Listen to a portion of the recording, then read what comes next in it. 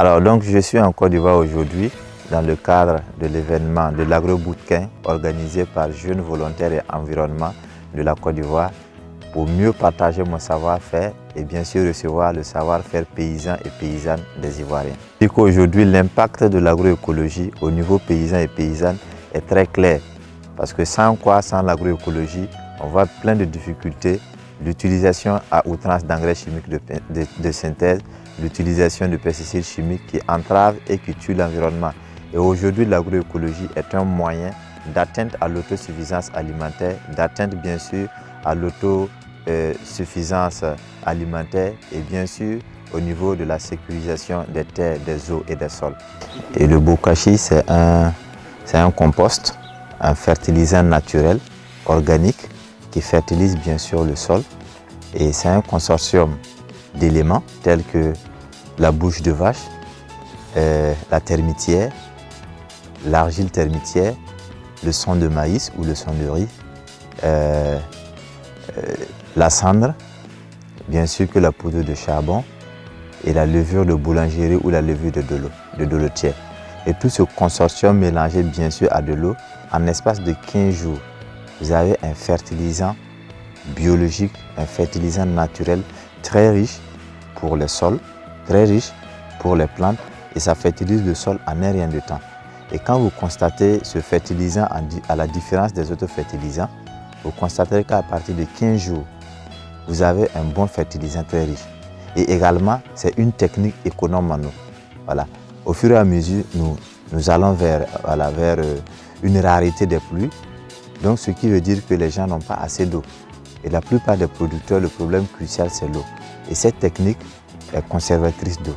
Donc vous utilisez moins d'eau pour la formulation de ce biopesticide. Et également, il faut dire que le bokashi, c'est une expérience japonaise.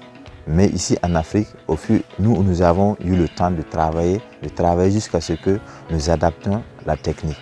Et aujourd'hui, comme vous l'avez constaté, lors de la réalisation de ce bokashi, de ce compost bokashi, on a utilisé tout ce que je viens de citer. Je suis venu apprendre ce matin la bokashi pour obtenir moi-même, pour obtenir l'engrais, pour ne pas aller dans les supermarchés chercher l'engrais.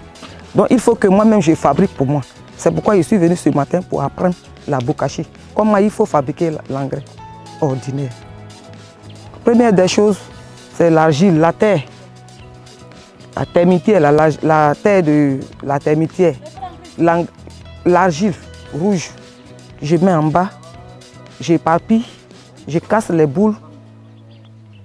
Donc j'ai mis l'argile, j'ai mis caca de bœuf dessus, j'ai mis pot de riz, j'ai arrosé la couche, c'est-à-dire les 3 couches là, il faut l'arroser. Je mets caca de bœuf, j'arrose, je mets l'argile, j'arrose, je mets truc de riz, pot de riz, j'arrose et je mets son de riz, j'arrose, je mets la cendre et puis j'arrose. Et ça me fait la bokashi actuellement. Si l'Afrique se met dans ce programme, je crois que on va moins importer tout ce que nous mangeons. Parce qu'aujourd'hui, on importe tout. Alors que là-bas, c'est produit à base d'engrais chimiques.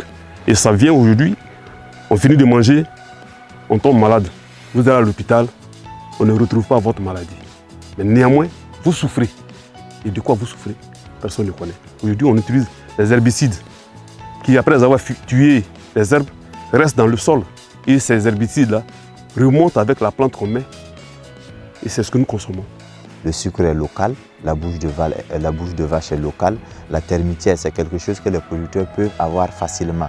Donc la vision de telles pratiques dans nos communautés, c'est d'amener les producteurs à adopter des pratiques qui sont simples. Voilà, des pratiques qui sont simples et à faible coût. Je dirais même que ça ne coûte pas parce que tout ce que nous avons réuni, sauf le sucre que nous avons payé, le reste nous n'avons pas payé. Donc tout ce sont des matériaux locaux issus de nos terroirs ici. C'est le plus important. Et même le sucre, c'est quelque chose qu'on peut l'avoir. Nous avons le cacao qui est ici, c'est sucré.